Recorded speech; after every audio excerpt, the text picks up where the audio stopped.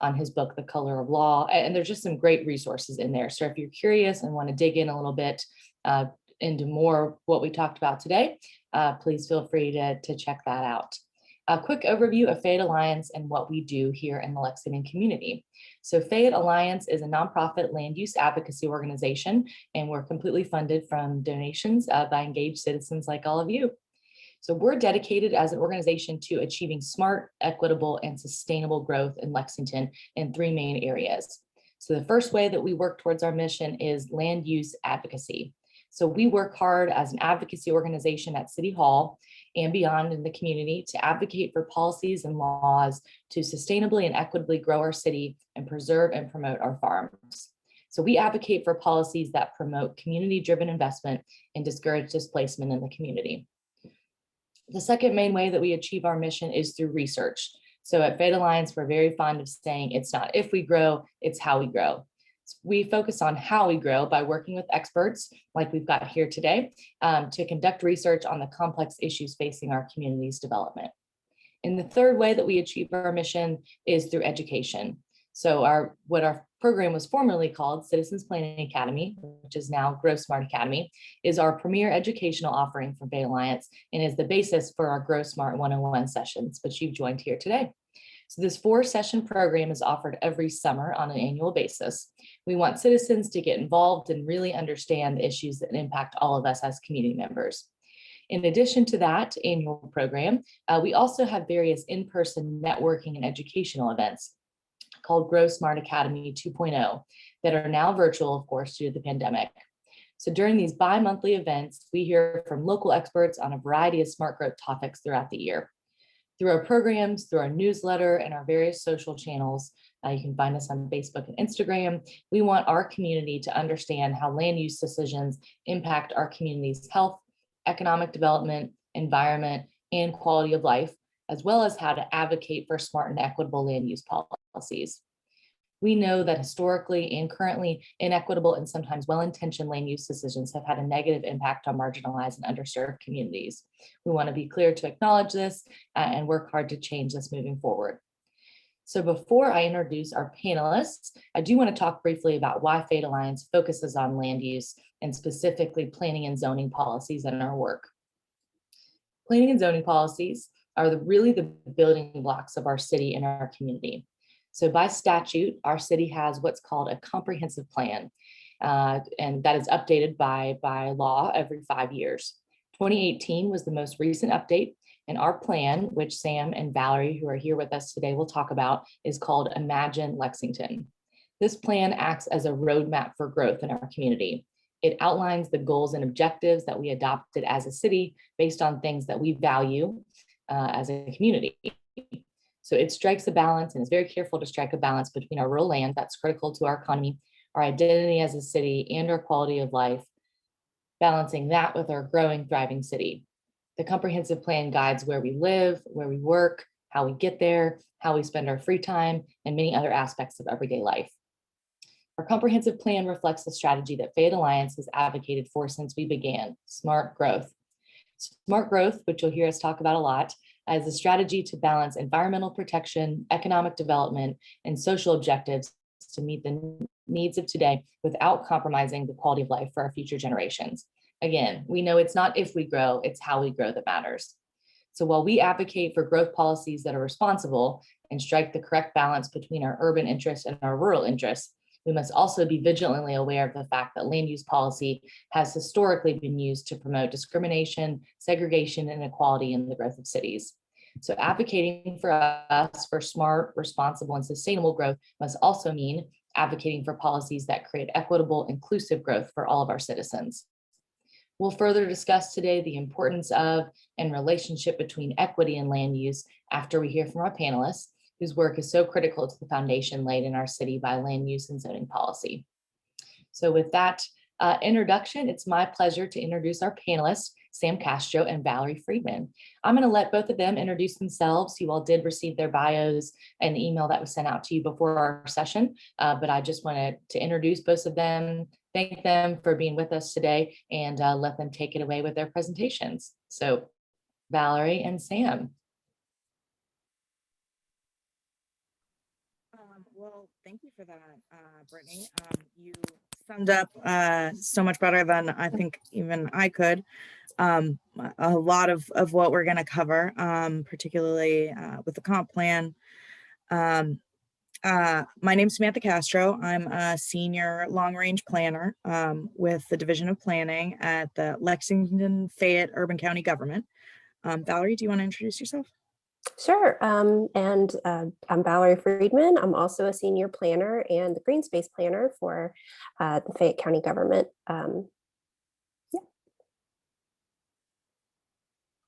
So Sam, do you want me to start sharing the slides and you'll take it away? Yeah, let's do this. Okay. All right. Give me 1 second to make sure. Valerie and I were really excited to be, the kind of kickoff of this 4-part series, because we're definitely urban nerds and love the outreach, especially to UK students and faculty and staff in particular. All right. Does that look good? You guys got the full screen view there? Yep. Okay, great. So a little bit about who we are. Next, Valerie. So I want to give you kind of a bigger picture view of the structure of we have a combined city county government. So that's why you hear Lexington and Fayette County in that. And, about the city employees that plan, build, and maintain the public built environment of our city. But really at the top of this, it starts with you, the members of the community. I like to use community members more than citizens because it's not about citizenship, it's about community. And so just below that is the mayor and the members of council who are there to serve the community. And then way down on that list, first off, let me say, as you can see on the right, we have our council districts. So if y'all don't know which council district you're in, most of you are probably under Hannah LaGree in District 3. But it's always good to know who your council member is, even if you are a student and feel like you're kind of temporary to the city, they are your best advocate. So back to the org chart, if you go way down at the bottom, we're in the Division of Planning and, we're down in the org chart, but ultimately what we do as planners loops back to council, who represent the members of the district and represent you all. So in the Division of Planning, our mission statement is to improve the quality of life for all residents by ensuring Lexington's growth is equitable and sustainable while providing strong stewardship of resources through rigorous community-based planning, public participation, and education. And I really want to stress the all residents aspect of this. This is really important, like Brittany said, in dealing with equity issues that we're particularly facing right now. Our division is divided into 4 sections. Planning services deals with the review of all new development prior to construction. So they're not building inspection. They look at development plans and zoning, rezoning cases, etc. Valerie and I are in long-range planning. So we focus on setting and maintaining this kind of 20-year vision of our city.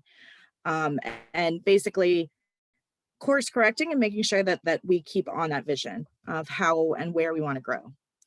Zoning compliance is the enforcement arm. So they get to do kind of the unsexy thing of going around and saying, sorry, your fence is too high. And then we have transportation planning, which is kind of unique for us because it's a metro group between Fayette County and Jessamine County. So they help determine how we move people, goods, and services through our city. And then let's move on to what we do.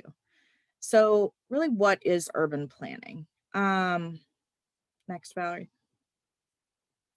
So at the confluence of land use planning, architecture, engineering, social science, politics lies this world of urban planning, which connects land use policy and our quality of life. And I kind of wanted to highlight this because particularly for you all that are still kind of finding your way and what you want to do as a career, there are lots of different ways to come at this field.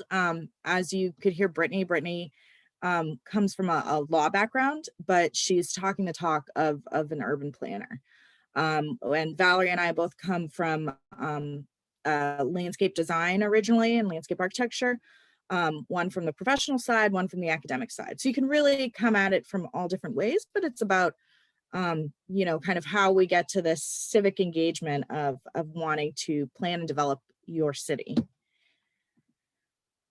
And then really, we want to focus on what's unique about urban planning in Lexington. So we are seeing this very steady increase in population growth within our city. Lexington's population is on a fairly steady uptick. And in the next 20 years or so, that means around 80,000 people more that we will be seeing here in Lexington. So when we think about what that looks like for our land base, so we have, if you look at this map of Lexington, the green area is really showing our agricultural land, or the area where, you know, we have our farms, our horse farms, and that's really making up about 70% of our land, but it's only 7% of our population that live outside of this kind of imaginary line. Everyone else can be found inside in this inner blue area. So the trick is really finding places for those 80,000+ people within those 85 square miles. So that means how and where do we increase this density, or maybe less about density, but more about intensity. So it's not trying to blanket all of what's inside this this blue area with the same level of people, but you know, how can we create these pockets of more dense development and still be able to maintain our single family neighborhoods. So back to our urban service boundary. It's incredibly unique. You can see here in this animation how that boundary has changed over the past 60 or so years, with the green being areas as we've expanded the boundary, and then red being decisions to kind of pull that boundary back in. It's the first of its kind in the entire country. Portland might be a little bit more famous for theirs, but just so you know, Lexington had the very first urban service boundary, established in 1958. It was viewed as a strategic way to continue Lexington's fiscally responsible growth pattern. And it's been maintained in order to preserve Lexington's cultural identity. So, you know, part of our identity is having these horse farms and the distilleries and all that stuff, you know, within such close proximity, protecting our rural landscape, and promoting smart growth and prosperity. Once you're aware of the fact that we have this urban service boundary, you can't kind of unsee it.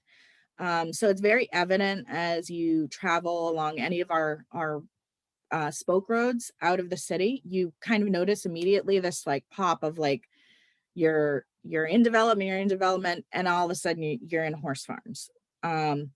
And it's especially evident when you look at an aerial of the city, but it, you know, that's what makes Lexington unique. So given that, and to hold that edge, which has been deemed critical by the community, that really means that we need to focus our growth on infill, which is really just a fancy way of saying we need to take our vacant land or land that's maybe not being used to its fullest. So maybe old strip malls or old industrial spaces, and, focus new development there. So a bit about how we work. So how do we get from these issues that arise from holding to this urban service boundary? And again, I want to stress it's because it's the will of the majority of the community to hold on to this boundary that we're keeping. So how do we deal with what arises from that, and still look to fulfill that mission that we have of a higher quality of life for all Lexingtonians? Brittany very well covered what our comprehensive plan is. It's it's a state mandate that any community within Kentucky that has zoning has to look at their comprehensive plan every 5 years. Typically in smaller communities, they'll just kind of put a revised stamp on it and move on. But we really pride ourselves in doing like a kind of major rethink every 5 years of is this still the vision for our community? And it is intended to be a long-term vision, a 20-year vision. So the most recent one was done in 2018, and it was based on significant public outreach. And we try to categorize the city's goals by theme. So we have growing successful neighborhoods, protecting the environment, creating jobs and prosperity, improving a desirable community, and urban and rural balance. And then that really helped us to craft implementation strategies to match each of those. And now I will turn it over to Valerie to go into a bit more on how we get from a high level vision to what you see on the ground. All right, thank you, Sam. Yeah, so where I'm picking up is sort of how we take what we've come up with in the comprehensive plan, right? The vision of the community as a whole, and how do we implement that? And I wanted to try a really simple analogy. It's not a perfect analogy, but it's one that I think works a little bit here. So we can think about the comprehensive plan kind of like a pizza. Like we came together as an entire community of people who live in Lexington and decided that what we want is a pizza. The zoning ordinance is the document that is kind of like the recipe book. It's going to give us the ingredients, how much, how long to cook it, all of these really technical things that tell us how we're going to make that pizza. So a way to think about this is that the comprehensive plan is this vision that we have, and the zoning ordinance are the legal rights and restrictions that are outlaid that help developers and anybody who owns property or experiences or uses property in Lexington figure out what they can and cannot do with that land. And it's incredibly important for us to be thinking about these things because it's what shapes our city. It's what shapes our quality of life in the place that we live. So it's maybe not evident when you're just walking or driving around in the city, but zoning codes truly have a tremendous impact on the form of our city. And again, by extension, how we live in them. So this is an aerial image of where Nicholasville Road and New Circle Road intersect. And I just want to point out that this area, just like every other part of Lexington, largely looks and functions the way that it does because of zoning codes. So what is allowed to be built, how tall the buildings can be, how much parking is required, all of that is dictated by zone. It's the same for residential areas. It's the same across our entire city. So here's that exact same area shown in the image, but as a zoning map. So what we can see here is that there are different land use types that are indicated by different colors on this map. Each parcel of land has a single specifically allowed set of uses. So it might be agricultural, which is generally shown as green on these types of maps, residential, which tends to be shades of yellow and brown, commercial, which is typically shades of red and orange, open space, institutional spaces, all of that is there's a zone for that. And the density and the intensity of the development is typically shown by the darkness or the lightness of the shade of color. So if you see some lighter yellow areas, that's going to be a lower density residential with bigger lots, and darker yellow areas are higher density residential with smaller lots. So just a kind of quick primer on how you read one of these zoning maps. And I'll say that this type of zoning, which was really started back in the early 1900s, it was started as a way to separate land uses. We want to keep our residential away from our industrial.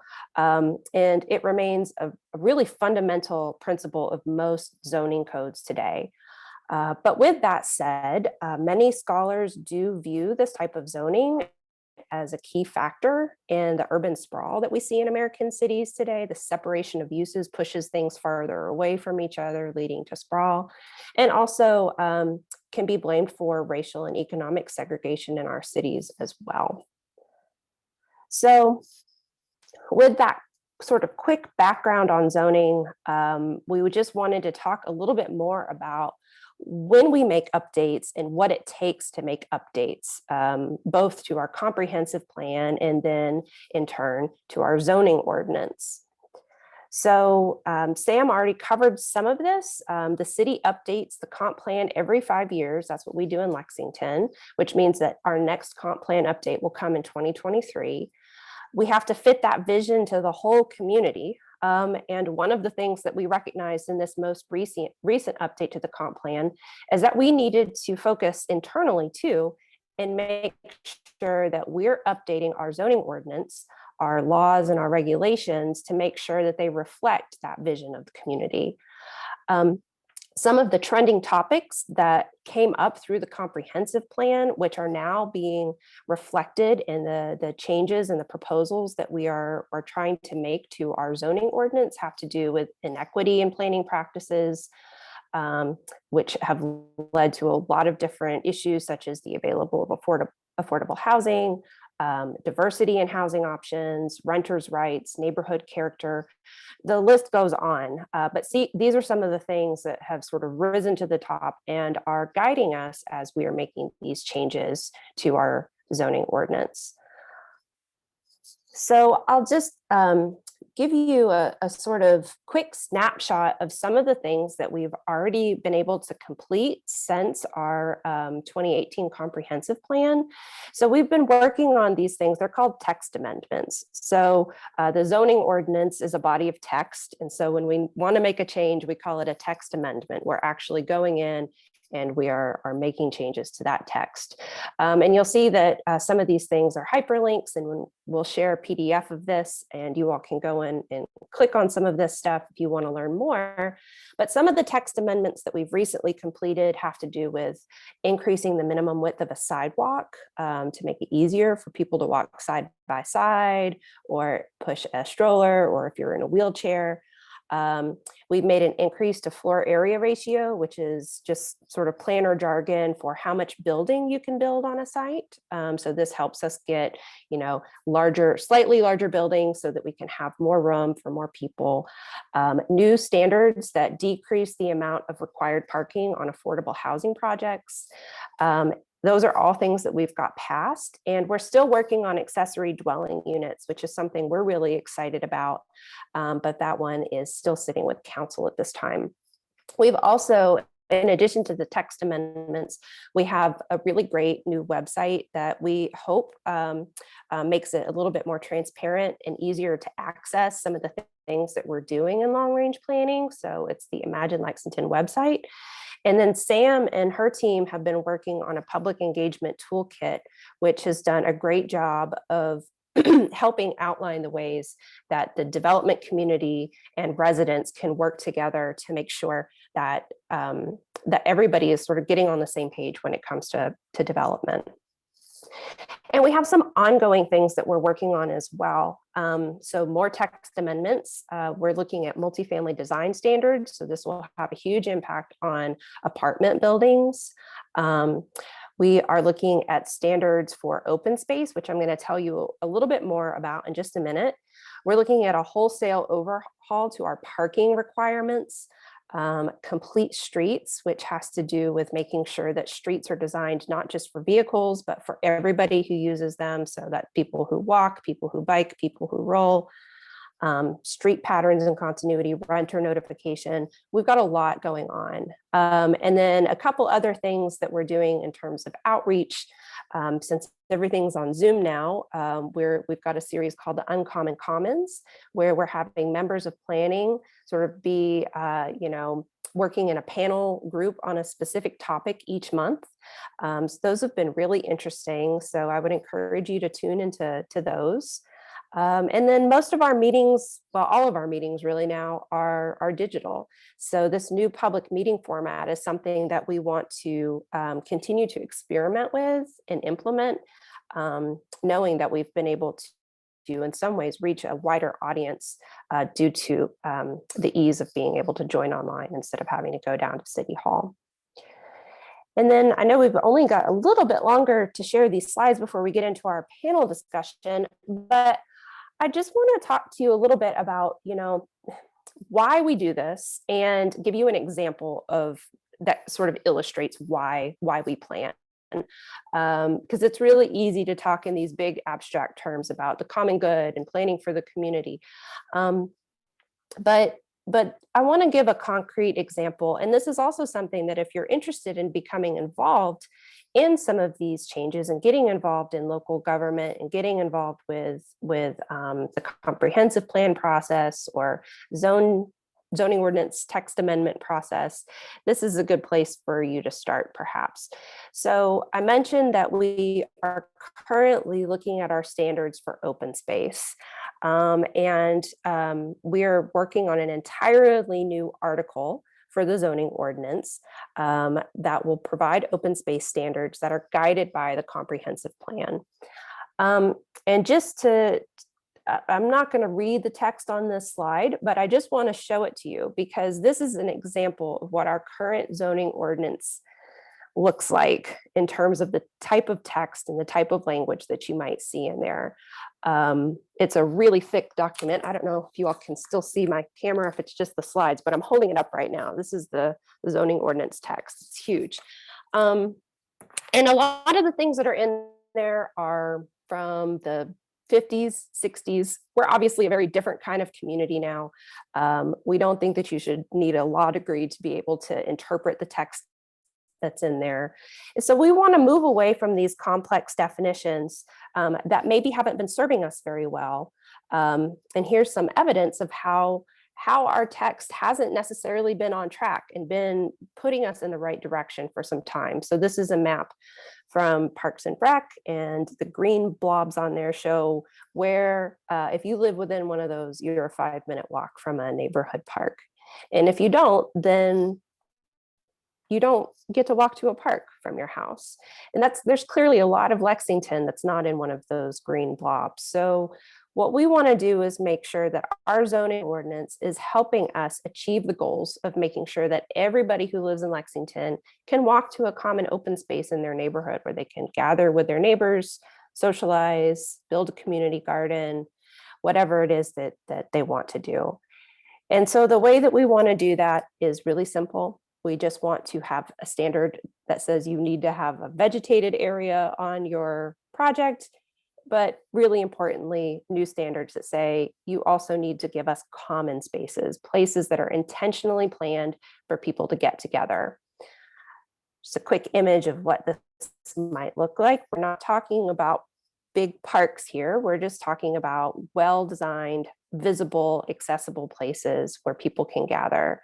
And also including some incentives for people to include more highly ecologically productive vegetated areas, like this bioswale by the side of the road here. And then our last slide that we have here is just the call to action. Please, join us. So if you're interested in this particular zoning ordinance text amendment, so we've got open space ZOTA is short for that. We are having a public input session next week on February 25th. It's in the evening, and you can register for it at the link that will be in this PDF, or maybe, I don't know if Sam, if you can post that in the chat, since I'm full screen, I can't do it right now. And then more generally, we also wanted to put in a plug for Civic Lex, which is a local nonprofit organization. And I put a quote from them that just says, "We make getting involved in Lexington's civic life less overwhelming," which is exactly what they do. And they do a pretty good job at it, we think. You can check out their website. They have a weekly newsletter you can sign up for. There are guides and helpful instructions on how to watch or sign up to speak at a public meeting or hearing. They've got more tools to help you get to know your council member and how you can reach out to them. They've really done a good job of making it easy to understand how to get involved in local government. So that's what we had prepared for you all today. And we do have some other slides that we can pull up later if needed during the panel discussion and the Q&A, but that's it. All right, thank you so much, Valerie and Sam. That was an excellent presentation, and hopefully all of you all on the call found it so. So I want to dive into some panel questions here, and then we'll get into Q&A from the audience. So once again, you all feel free to put your questions in the chat. We want to make sure and get to those. But you know, I spoke about this, and you all spoke a lot about it too. We talked a lot about how our comprehensive plan reflects our community's vision, right? The vision of our community members, of all of us as citizens. And I want to back up a little bit to Fayette Alliance. Something I didn't really mention before was that, you know, we were an organization that was founded in 2006. This is our 15th year anniversary, which is crazy. But we were founded in 2006 on the premise that, you know, we felt like there should be another voice in the discussion about growth. And so we wanted to represent, you know, that citizen voice of what should growth in Lexington look like? What do we want our future to be? And I raised that because I think as we were thinking about this presentation and talking to you all as UK students, you know, kind of reinforcing why we think this is important for you all to know and to understand, because how we plan for our city now will impact what Lexington looks like in 10 years, in 20 years. You know, after you all graduate and you go out into the workforce and you, you know, decide to make your home here in Lexington, which we of course hope you do, you all have a future. But that really, the planning that we're doing now will shape it in the future. And so I just, you know, wanted to mention that organizations like Fayette Alliance or like Civic Lex, like Valerie mentioned, you know, are really trying to get people involved and say, it is important to hear what you have to say as a citizen and as a community member to help shape these policies by experts like Valerie and Sam, who are actually putting the policies into place. So that being said, if Valerie, you and Sam could touch a little bit more on, you know, this most recent comprehensive plan, 10,000, it took input from 10,000 citizens, which was the largest community response that the city has ever had to a comprehensive plan. And that took place over, you know, many months. But I just was wondering if you all could speak a little bit to how do these students on the call, as we're prepping, I think this is timely because, as you mentioned, our 5-year update is 2023. But the update starts relatively soon.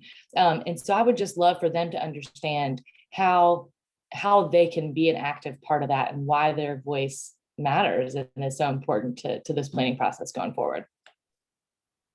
Yeah, I can speak a little bit to that. I think one thing that we both feel very...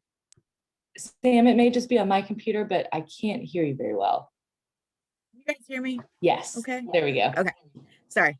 I was going to say, I think that one thing that we're definitely passionate about is that if you're a student, you're still a resident of Lexington for at least 4 years, if not more than that. And like Brittany said, hopefully we can retain you to be, you know, a full Lexingtonian. And most likely, maybe you lived in a dorm for the first year or two, but you're probably now living off campus. And so that makes you a part of a neighborhood, part of the community at large. And if we think about kind of a typical development, it probably takes around 2 to 3 years from when they come in to be rezoned to a full build out. So if you've lived in your apartment or your house or whatever for that long, you could have say in shaping what that development looks like and what that neighborhood feels like. And I think what's really, really important to us is that we really want the voices of those 20 somethings, of young professionals, of students, because, you know, you guys are the ones that are asking for in town walkable urban living.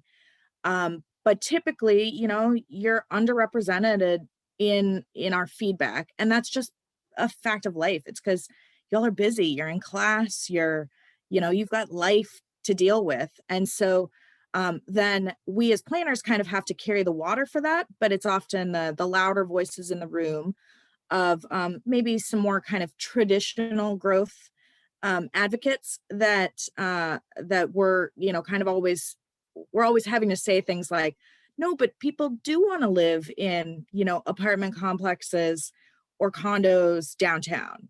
And, you know, a lot of times they don't believe us, but that, you know, we're trying to push that. So I think that, you know, it'd just be great if you guys, like, you know, sign up for planning's listserv so we can let you know when the next time that you can provide input for, you know, occurs. Be nosy, like follow development plans in our committee meetings and through planning commission and council hearings. You can always be a nosy neighbor and figure out what development's happening down the street from you. And one thing that's really interesting and that not a lot of people know is that anyone can initiate one of these text amendments. So if there's something that you are really passionate about, for instance, street trees, you know, a comfortable walking environment as you're walking to and from campus, or access to bicycle parking at every place where there's actual like car parking. If you're passionate about those things, you know, you can come to us, and that helps us get the ball rolling on things like that. That's great. Those are great points. And I would definitely recommend you all, you know, sign up for those listservs when the community feedback sessions start for the next comprehensive plan. You know, if you're interested, it will be a really fascinating process to really see how our community voices and our voices as citizens of this city, you know, shape the ordinances and the zoning code and things like that Valerie and Sam were just speaking about. I want to just add one quick thing Sure, to that please. too, Brittany, is that it's a huge time commitment to you know, come to meetings, to you know, give feedback, to provide input. And we understand that that is a real challenge for people. And that's why we always tend to hear from the same groups. They're the people who have the time to do it. And so if you have ideas, like if the way that we're asking you to give feedback doesn't work for you, let us know. And please, like, tell us, like, well, here's a thought, like maybe if I could text you my thoughts about something, or if I could do this or do that, then it would be easier for me to get involved in the process. We would love to hear ideas from people who want to participate but just can't find the time. What would make it easier for you? Because we might not be able to anticipate that. That's a great point too, Valerie. Thank you. You know, and I think we all know, and hopefully you all, you know, at UK, if you're not originally from here, you know, Lexington is this incredibly unique place, and it has all these really unique characteristics that make it the city that you love. And I think, you know, what Fate Alliance is doing, what these planners are doing, it's, you know, how do we make this city accessible and equitable and with a high quality of life for all of our citizens. But it takes our input to make that happen. So I do want to dive in to something we also touched on before, and that is that, you know, we know that the history of planning and zoning in this country has significantly contributed to segregated cities and inequitable housing, which is the root of so many other inequities, you know, in our community structure. So knowing Lexington is not an exception to that, what resources would you all recommend for students who may want to learn more about this history and be an active part of creating change that addresses those historic injustices in our community as well?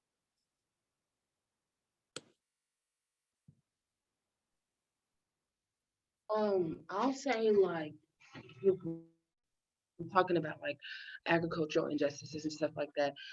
Trying to like market your all's program like in the MLK Center on University of Kentucky's campus would be really cool because there's the Manners program is a minority-based program that a lot of minorities are in that are into agriculture. And like I know that a lot of them are like looking for ways here now to like build their resume and just get more work into the field that they want to go into. This is basically agriculture. So for them, like this is a great way for them to get a hand. And I feel like not only does the 20 somethings, do our opinions matter, but minorities' opinions matter as well because they're often left out. We're often left out as well. So yeah, I think that that would be super cool. Trying to get in touch with Manners in particular, because Manners is a whole organization and Manners is like a national organization. We just have there's just a chapter here at the university. So I think, boosting up y'all's marketing or not even just boosting up the marketing, but just knowing who to get in contact with would be super cool. And if you go like on being involved, I don't know if y'all have access to that, but I can go on there before this is over and try to find who the like the president is of Manners, and I'll drop their email in the chat because I know like all of them will hop on this project 110%. That would be Great. incredible. Thank you. Yeah. Yeah, I know. We'd love it. I know that Sam and Valerie, I'm sure I don't want to speak for them, but I know they would love that too. So I think that's a great way for, we're always looking to broaden and diversify our audience and say, who are we not hearing from and who is this information not getting to that are such a critical piece of this conversation. So thank you. Well, definitely. Yeah. If you do find that, please feel free to drop in the chat. And if not, we can certainly do our research and look into that too. I would like to, this is Liana Gomez, Associate Director of Student Works and Activity with the focus on service and community engagement. Anastasia, we have the contact information for both the coordinator, but also the president of Manners. But one thing that we know, because it's on BB involved, like this program is on BB involved, it takes you as a peer to let them know, hey, you will benefit from coming to this workshop, being connected to find internships. A lot of the times, even if a student sees it, because we've been outreaching like crazy to get more students because we feel that this content is really important, not just to like learn the material, but to apply it and see real practitioners like you all tell them like, this is how you get into this kind of job, but this is how you also understand the real policy that may impact your community. And we're hoping to retain them in Lexington and being an integral part of like being an integral community member in advocating for the neighbors that they may not have that platform to do so. So we invite all of the students that are in this call, the Zoom call, to invite their friends. So next time, because we're going to talk about planning, we're going to talk about infrastructure, and to come to this session, and hopefully that way we're able to engage with them and find more opportunities that are going to help them after they graduate. Absolutely. That was actually kind of one of the things that we wanted to touch on. Valerie, if you wouldn't mind sharing that slide that we created. Absolutely. So, we fully admit that there is a lot of work to be done on this topic in particular. And a lot of it, admittedly, a lot of it is about educating ourselves as well. Like Valerie was saying, there's long-standing issues with inequities in planning. If you have the chance to read Color of Law by Richard Rothstein, it's really excellent. You can get it as an audiobook from the public library too, if you want to listen to it on your walk to class. Or if you don't have that kind of time, just take the 15 minutes and watch Segregated by Design. And it's extremely helpful in understanding, redlining policies and other factors that have really pushed segregation of marginalized and underserved communities. And then, of course, there's the recent report on the Mayor's Commission on Racial justice and equality, where you know, they had all manner of people come together to kind of help try to think of critical paths forward on where we can go as a city to try and move the needle up a little bit closer. But I think to Anastasia's point and to Liliana's point, a lot of it is word of mouth and figuring out how to reach people that we don't have connections to.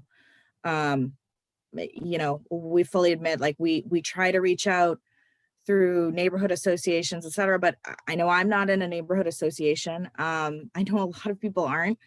And that's a very myopic way of thinking about how to reach people, reaching people on social media, et cetera. But yeah, it's a lot of it's just like, if you see an event that you think someone would be interested in, like, expand that group and help us spread the word, or like, this is great. I'm super excited about finding out about this manners program, and trust me, we will be we'll be getting in touch very, very shortly. Just to clarify, my name is Antasia, but y'all can call me I am so Tasia. sorry, Antasia. It's okay.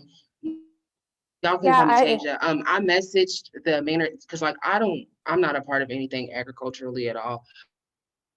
It's not like my field, but I am here just like as a support and to learn more. But I messaged the Manners Instagram, because I do follow them from previous times. She sent me their email, so I put it in the chat, and I texted her and I said, I'm in this seminar about agricultural based initiatives. They said that they want 20-something opinions and minorities would also help. They didn't know about you also.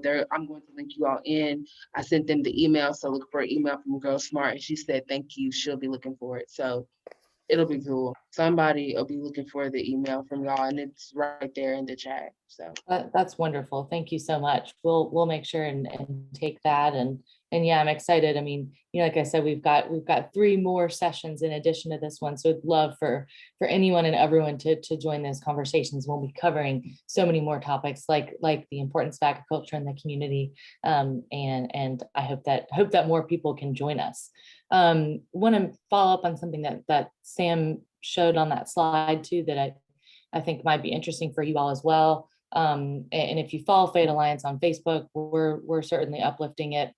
An organization called the Lexington Community Land Trust is actually putting on a screening of the Segregated by Design film. And that is a conversation. It's going to be a live conversation with Richard Rothstein, who wrote The Color of Law, about how land use policies in the US have perpetuated segregation and discrimination. And so it highly encourage that is going to be happening in March. So again, if you look on Facebook, Fate Alliance, we're posting about it, the Land Trust is as well. But if you're curious, that's going to be a free screening and conversation, and would definitely recommend and encourage you all to attend. But did want to dive into another question. I want to open it up for questions from the audience, but before we do, I just want to dive into one more thing with Sam and Valerie, and that's, you know, in that same vein of equity and accessibility for our citizens. So can you all speak to, you know, what specific zoning policies that our city has passed to address inequities, especially as it relates to access to housing, policies that encourage more diverse, affordable housing to be built? As I mentioned before, and as I'm sure a lot of people on this call are aware, you know, access and equity in housing is really the foundation of so many other inequities in our community. And I think something that absolutely needs to be addressed. I know that you all in the planning department are working hard on this, but if you could speak to one or two policies that have been working to address this recently, I think that could be helpful for our group to understand as well. I can jump in on that a little bit. And I think that it's important to note here that there's kind of 2 approaches. Some cities have been able to pass really sweeping measures to change their zoning ordinance. I'm thinking, for example, of cities who have just done away with single family detached residential zones, saying we just, It's not that you can't build a single family detached house anymore, but we're going to say that it's now legal for you to build duplexes and quads and triplexes in those zones as well, so that we can get that diversity of housing, what people refer to as the missing middle housing, in all of our neighborhoods. And then there's another approach that is a bit more incremental, and that's the approach that we've been going with here in Lexington. So we're looking at these incremental changes, making adjustments to lots of different aspects of the zoning ordinance. So some of them that we've been working on have to do with, like, there's kind of three things that take up space on the site. There's parking, there's the building, and then there's open space. And we're working on all three of those things right now. We think that if we can open up more land for building, so that we can get more intensity out of our land use, that will hopefully create a condition where we're getting more of those missing middle housing types, where we're getting more density. But at the same time, we know if we open up more land for building, that's going to create other issues. So we can't just build everywhere. We also need that quality open space, so that we're thinking about the neighborhood, right, as a whole. You have the place to live, but you also have the open space and the green space that offsets the intensity of that building. And then there's the parking piece. Everybody thinks of parking as free. Land is really expensive, and the more land that you cover up with a parking lot, right, like, that's driving up the cost of the apartments and the houses that are built on the remaining land. So if we decrease the amount of parking that we're requiring, that also has a sort of cascading effect on all of these other things that play into affordable housing, more diverse housing options, more density and more intensity, and better planned intensity of the land as well. I think those are great points, Valerie. And I know that, as we continue to do that, it's that intentional planning. It's looking at, not only the consequences of the zoning policy we put in place, but the unintended consequences, and really, working, I think, for all of us, how do we mitigate those unintended consequences? How do we ensure that, who we're building for, the people that we're trying to benefit aren't burdened by these, development and by zoning policies. So we certainly appreciate all the work that the city has been doing in that regard, and look forward to seeing it continue. I want to open it up and make sure that we let you all have chances to ask questions. So anyone in the group, please feel free to put questions in the chat. I've got some more that we can talk about, but want to open it up. And so we do have one question here from Chris. How, or could you define affordable housing, and what would be considered affordable housing in Lexington? Sam and Valerie, can you all speak to that? The term gets thrown around a lot, and it can kind of mean two things. Like, one is just, can I find an apartment that's less than $1,000, $1,200 a month? And that's kind of a loose term of affordable housing, or can I buy a house, my first house, for less than, $300,000 in, within the city. The technical definition is typically has to do with, are you a person that is making 80%, or in some cases 60% of the average median income of the city of Lexington? Valerie, do you know off the top of your head what the AMI is right now? I don't know what it is, but the 80% is the cutoff, I believe, technically. So whatever 80% of our AMI is, if it's under that, at or under that, it will qualify for, like, capital A affordable housing, versus the other thing that Sam was describing, which we tend to refer to more as housing affordability. So same words, just reverse them. One is more general and the other is this more technical thing. And we can certainly provide some more information on the specifics of capital A, like you said, affordable housing. Those terms are terms that we see often, and it is absolutely helpful to understand the differences between the two. A lot of times they're commingled in ways that I think it's important to differentiate. So we will gather some more information on that and absolutely provide it to the group here. Let's see, we've got a few more questions. Let's see, how did you get involved in urban planning and what was your educational path leading up to this point? I'm happy to speak to that too, but Sam or Valerie, do you all want to speak to that? I can go first. My undergrad was in French and art history, so have no fear. You can pick a totally irrelevant undergrad and still, get a job. I discovered, or I thought I wanted to do landscape architecture from there, but I quickly realized that I wanted to think on a macro level, and think, much bigger scale, neighborhood, community, city scale. So I took kind of a strange path, varying from resort planning until the bubble burst in 2008 to transportation planning, all on the private side, and then just recently joining the city.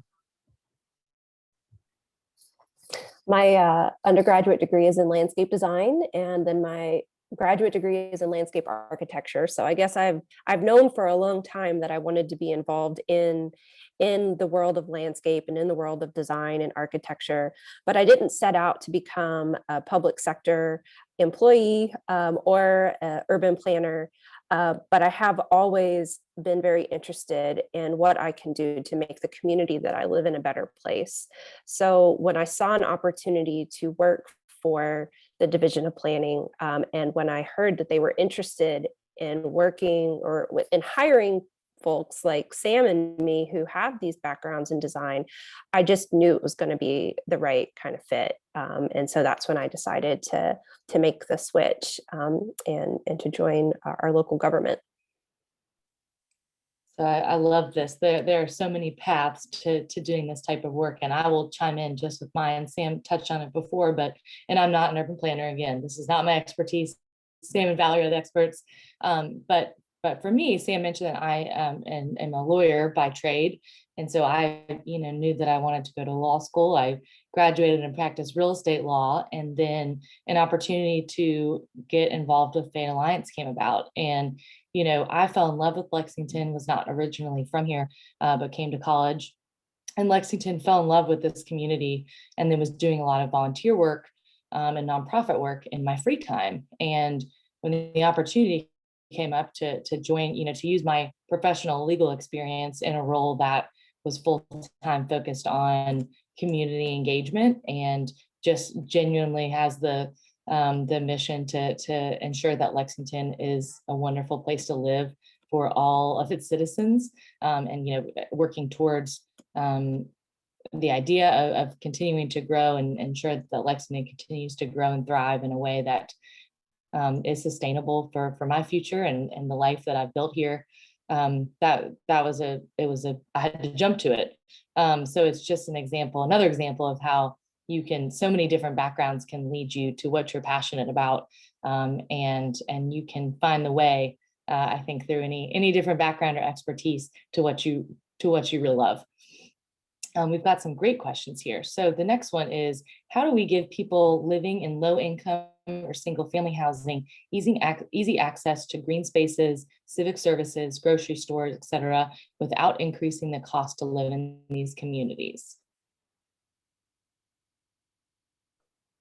That's such a good question. I think that, just to be honest, from my perspective, it's a question that we're grappling with and trying to figure out how we do. I think the way that you do it is with the community, and listening to the community. I think that every neighborhood, every community is going to be different and is facing its own unique challenges. And the way that you do that in one part of town is different than the way that you do it in a different part of town. And we've seen a lot of sort of one size fits all strategies of, oh, we're going to come in and we're going to improve this and we're going to improve that, and we're going to do placemaking, and then the unintended consequences, right, that Brittany was talking about earlier, start to crop up. So I personally don't have an easy answer to that I think it's a really great question, and it's one that we're working to try to figure out right now. One of our biggest challenges is that, we have so many of these kind of big single family neighborhoods. So of very traditional neighborhoods. And so it's really hard to go in strategically and try and put in those things that we know we need, like the green space or the civic service or the grocery store. Because, like Valerie was saying, the cost of land is such that we can't just take one single person's lot and build a store there.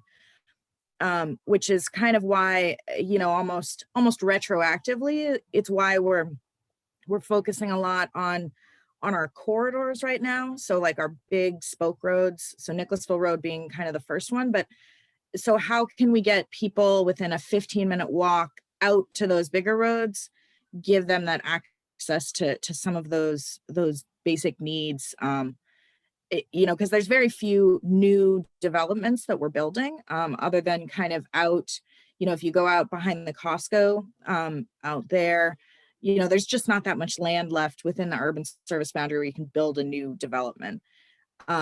So it's kind of our job to keep pushing them to think of like, well, what would the people in that neighborhood like to have? What would they like to need? And those aren't necessarily, those aren't low income folks. Those are going to be, your traditional single family housing folks. But I think the trick is like retroactively going into some of our neighborhoods, like in the North End, and really looking at, okay, along the edges, how can we start to bring in those services that are so critical, not solve, but like answer the food desert issues, et cetera. And I'll tack on to that a little bit too. I think those types of what we need are investments. So investments in our existing neighborhoods and communities to make sure that balances out, that people can live where they work and where they play and, have access to the amenities that they need. And so I think, moving forward, thinking about how we can build and develop by best practices so that we're building and creating communities as opposed to just, streets full of homes or just housing. How do you build all the different aspects of what people need to have good quality of life in one place? And I think, it really is a responsible too of the partnership between government and between the community. So we need community investment. We need public-private partnerships that look to make community infrastructure improvements and investments in our communities that have traditionally been underinvested. So our low-income communities that are missing some of these aspects, I think we have an obligation as a community to look for the opportunities for public-private partnership so that private businesses, community groups can work hand in hand with the government to ensure that we're investing in places that need investment, to make sure that all of our citizens do have access to all these different benefits that some other types of communities do enjoy. There was one question, and I just want to acknowledge it. Have you considered surveys at the university, like setting up in cafes or libraries? And I think that's an interesting question. And maybe, I don't know if you all can speak to that as a consideration when there's going to be a comprehensive plan, and how you all as planning staff might engage students and things. And that may have been done the last time around too, but I don't know if you all could speak to that or not. I think right before kind of COVID hit, we were very much looking at what we were going to call kind of pop-up planning. So, these just kind of pop-up locations, almost like the controversial, like I'm going to put out a saying and you come and argue with me type things, or, an ask me anything situation. But obviously like the brakes were kind of pumped on that. But I think that those getting in the community is really going to be critical. We found that with our small area plans that we did in a lot of those underserved neighborhoods like Cardinal Valley and Winburn, and the area around Central Parkway. Like, you have to go to people if you want them to answer questions for you, especially if they're busy. They're not going to open an email and fill out a survey. But you can stop them, especially if you combine it with something else that they need to be there for, like a health fair or, ice cream or, a bike safety program.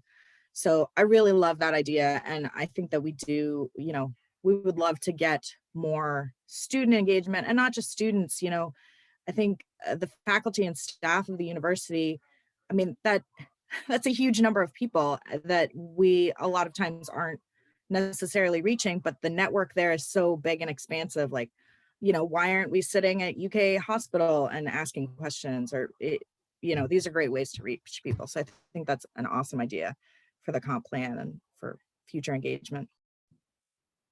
Absolutely.